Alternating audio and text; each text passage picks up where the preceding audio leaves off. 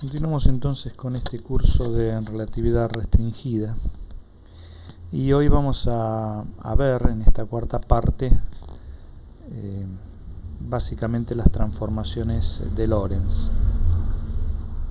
Entonces comencemos repasando un poco las transformaciones de Galileo,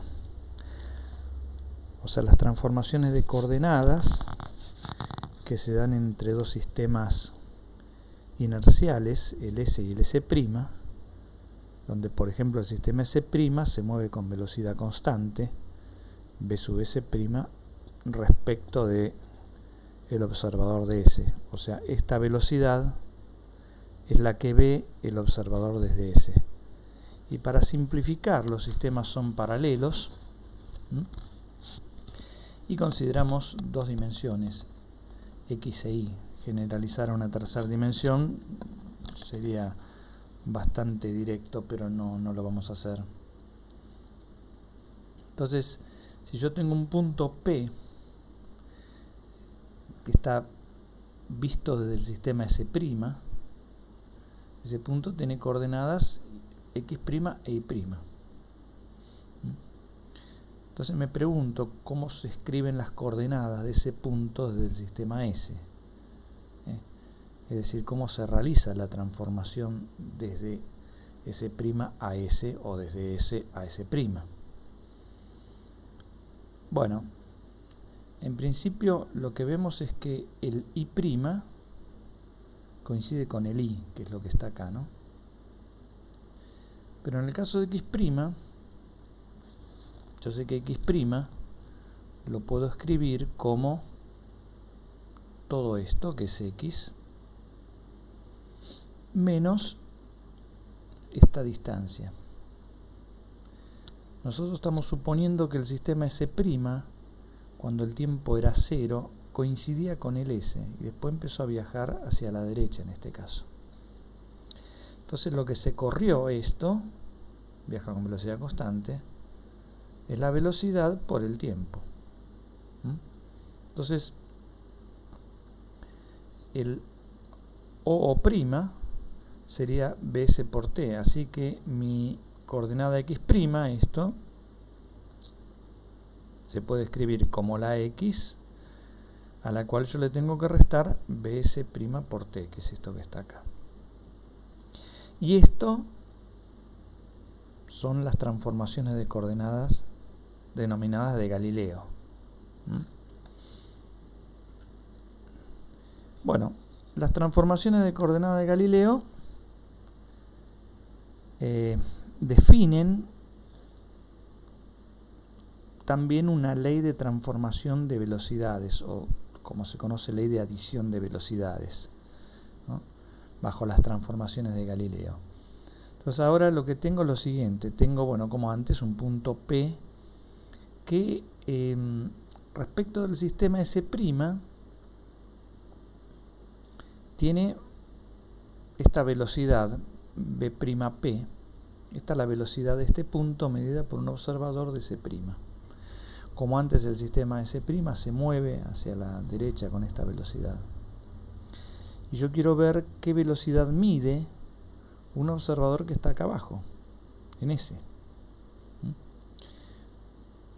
Entonces, lo que hago es, bueno, escribo de X' como X menos Bs' por T, que es la transformación de Galileo, la que vimos recién. Y ahora derivo de X' respecto de T, y bueno, derivo también de este lado, me queda de X respecto de T, y acá cuando derivo, como Bs' es constante, me queda solamente la derivada de T respecto de T, que es 1. O sea, si derivo de los dos lados respecto de T, llego a esto fácilmente, ¿no? Y de acá, por ejemplo, puedo despejar esto, que es la velocidad de P medida por el observador de S. Y fíjense que la velocidad de P medida por el observador de S, la componente X de esa velocidad, es la que mide el observador de S' más la velocidad de S', ¿no? Esto es como decir, bueno, si ese prima es el tren y ese es la plataforma fija y alguien está corriendo arriba del tren, el que está abajo ve que la velocidad de la persona que corre es la velocidad que tiene respecto de lo que están en el vagón fijos, ¿no? En el vagón, en este sistema S', más la velocidad que tiene ese vagón. No es nada más que eso, esta ley de adición de velocidades. Es la que usamos siempre en la mecánica clásica. Bueno, como I' y I son iguales y lo mismo Z y Z', entonces esas velocidades se mantienen fijas. Entonces, lo que se ve, lo que eso implica es esto, ¿no? Lo que dije recién,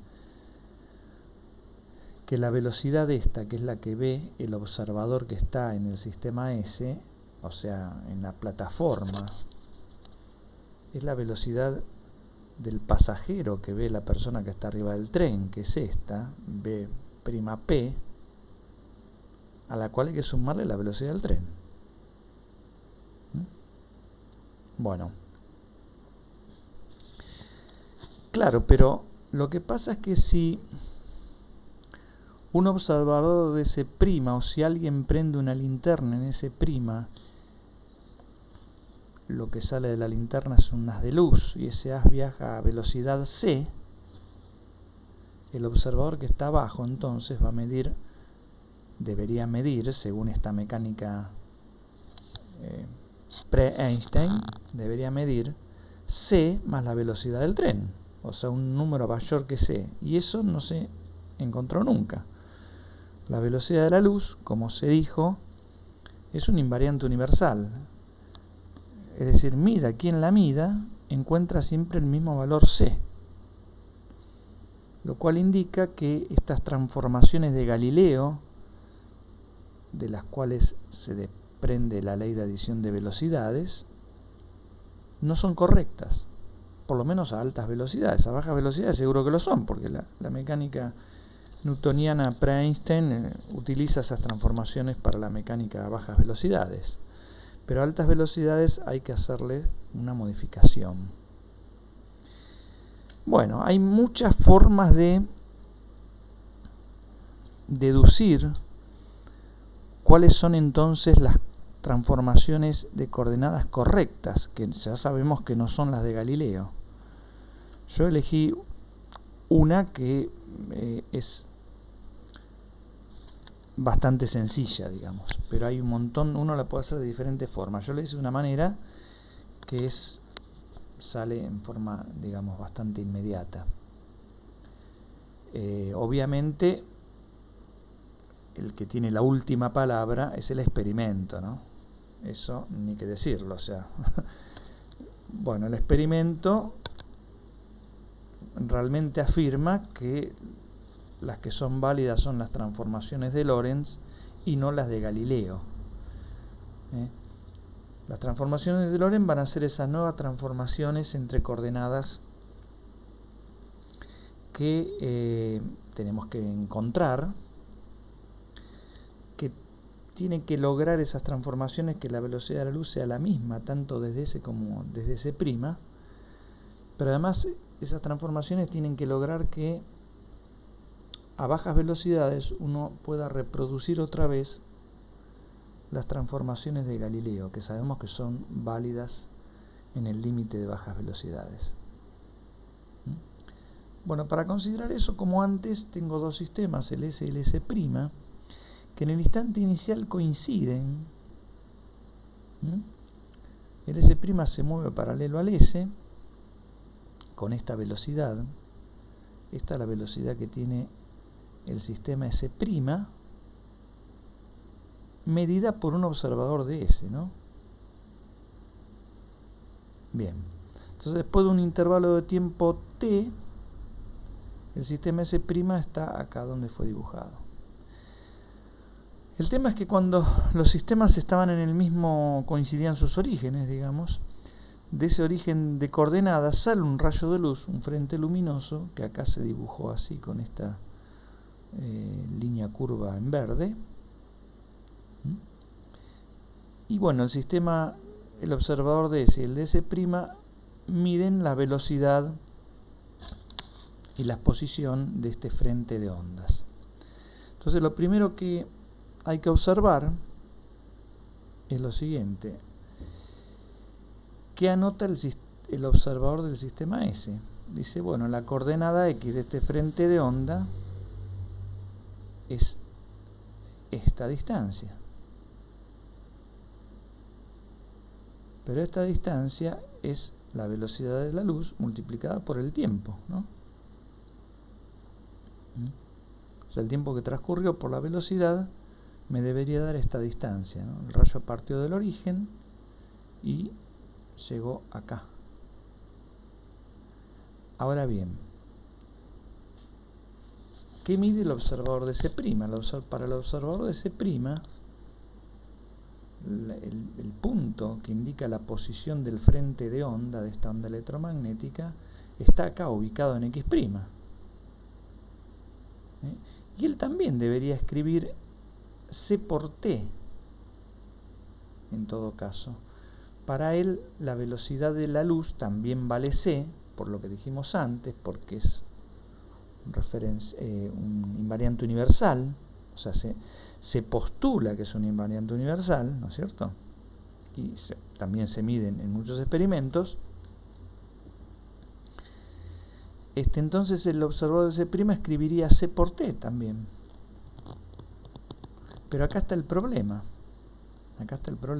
Si esto es cierto, si X es C por T y X' es C por T, X debería ser X', pero no lo es, ¿no? Esto es X' y esto es X. Claramente no lo es.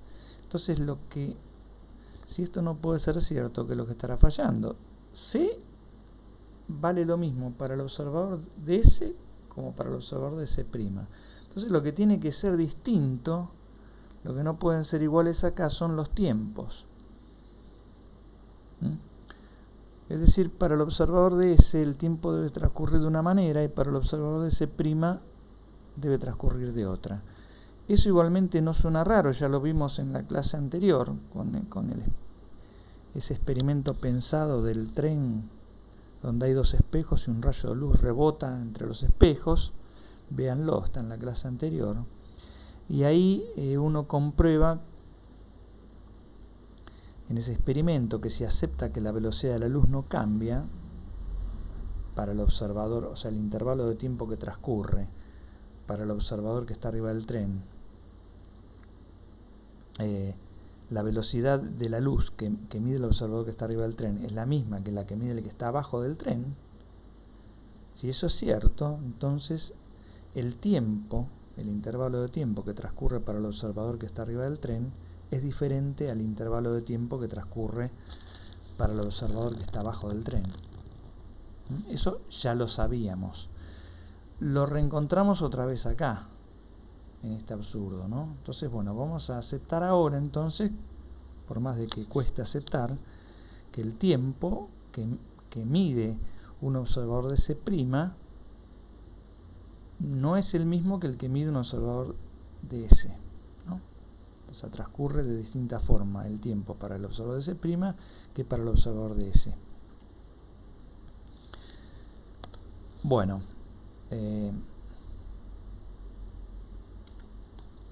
entonces, y lo que vamos a hacer también es que vamos a plantear que la transformación que buscamos es casi la de Galileo, porque si no estuviera este gamma acá multiplicando, o si uno pone gamma igual 1 acá, X' igual a X menos BS' por T es la transformación de Galileo, ¿no? La que vimos antes. Entonces nosotros vamos a suponer que la nueva transformación, que se llama transformación de Lorentz, se va a poder escribir así. Bien. Donde este X' es C por T', o sea, el X' es C por T'. Ahora estamos ya asumiendo que en el sistema S' el tiempo es T', diferente a el tiempo en el sistema S, ¿no? Entonces, el x' era x menos b, la velocidad del sistema S' por el tiempo, pero este x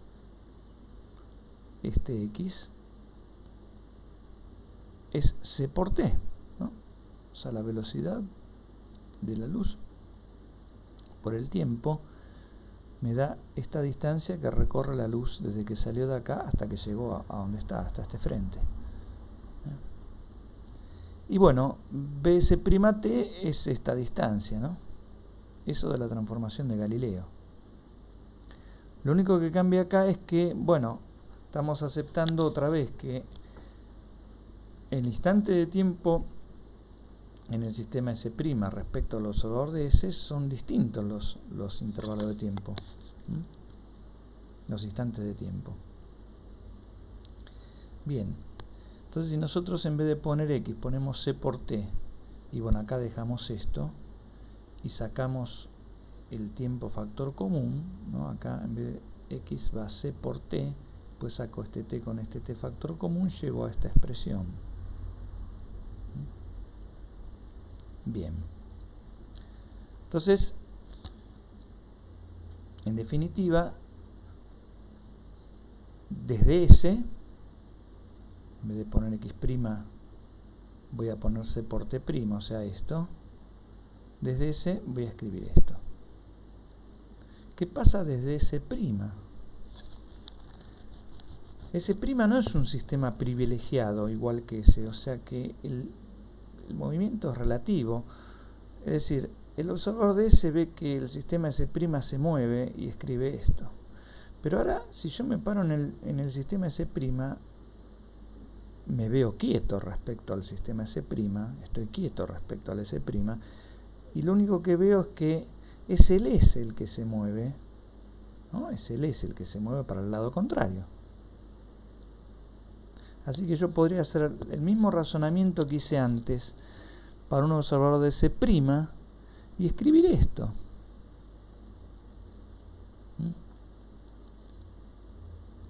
O sea, desde S' escribir esto.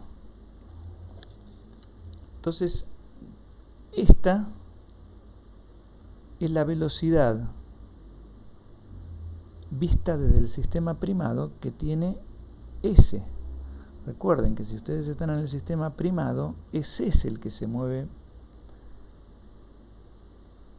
para la izquierda, ¿no es cierto? ¿No? Ese es el que se mueve para la izquierda. Pero claro, B' sub S, que es la velocidad del sistema S respecto del S', es menos B del sistema S' medido desde S, ¿no? Es lo que dije antes. Simplemente si yo estoy en S veo que el sistema S' se mueve para la derecha, pero si yo estoy en S' veo que es el sistema S el que se mueve para la izquierda.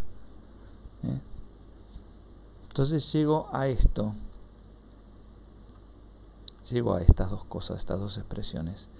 Entonces si despejo t de la expresión 2 y de la expresión 3 e igualo, pueden hacer la cuenta es muy fácil, una simple igualación, ¿no? Resolver el sistema por igualación, encuentro para gamma esta expresión. Bueno, entonces al final de cuenta, x' lo voy a escribir como x menos b s'' por gamma, donde gamma es todo esto. Es decir, que la transformación me queda así.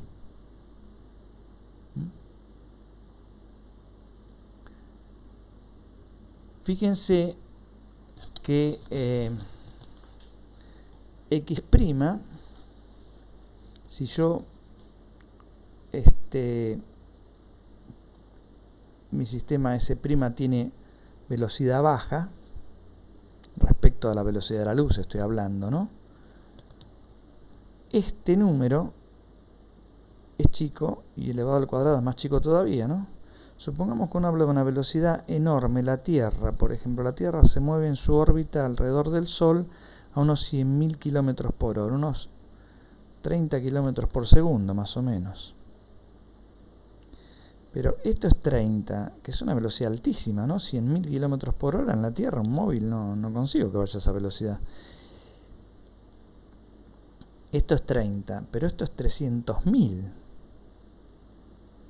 O sea, 30 sobre 300.000, ¿no? También me queda 3 sobre 30.000, nada. Y encima elevado al cuadrado, más chico todavía. Entonces, para bajas velocidades, este término es 0 a los fines prácticos y me queda la raíz de 1, o sea que me desaparece el denominador. Y reencuentro la transformación de Galileo, ¿no? Recordemos la transformación de Galileo, x' es x menos bs' por t. Vamos atrás, es la que está acá, ¿no? Esta, ¿no? x' es x menos b de s' por t. Entonces logré ese objetivo, el objetivo de que la luz, encontrar una transformación tal que la velocidad de la luz en el sistema S' y en el sistema S sean la misma. Y por otro lado, cuando yo trabajo a bajas velocidades, que sé que son válidas las transformaciones de Galileo, reencuentro con esta expresión las transformaciones de Galileo. Bien. Ahora tenemos que buscar cómo se transforma t. Entonces yo sé que desde S la transformación es esta, ¿no? La que vi recién. Pero otra vez, como antes, ¿no? Yo podría pararme. El sistema S no es privilegiado y el S' tampoco. Así que yo de escribir esto desde S, bueno, me puedo parar arriba de S' y ver que es S el que se mueve. Entonces, desde ahí arriba, puedo escribir, en vez de X, voy a escribir X'. O sea, esta transformación, si yo pongo las coordenadas desde S, que son la coordenada X y la coordenada T, obtengo la coordenada en el sistema S'. Pero podría ir al revés. Podría hacer una transformación que poniendo las coordenadas del sistema S' obtenga las coordenadas de X. Entonces esto que está acá es esa transformación. Y fíjense que es como la otra, nada más claro que si S' tiene velocidad v porque va para allá, si ahora yo me subo en S', veo que el S va para el otro lado, o sea, el otro va a tener menos esta velocidad. O sea, por eso acá aparece el signo más.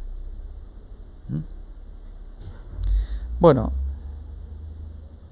luego si en 4 acá reemplazo la X, esta X, la reemplazo por 5, por esta expresión, bueno, voy haciéndolo, obtengo esto, ¿no? X', en vez de poner X pongo el miembro derecho de 5, que es todo esto. Y después me queda menos bs' por t, que es esto que está acá. Y después todo por gamma.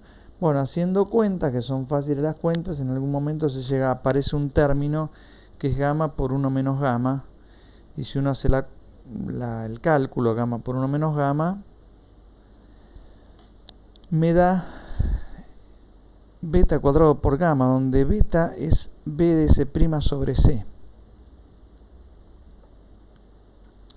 Entonces acá reemplazo b de S' sobre C y si hago la cuenta, al final me queda, bueno, reemplazo y después voy a despejar, en este caso, t, ¿no? Que ya está despejado acá. O sea, simplemente reemplazo acá y debería llegar a esto.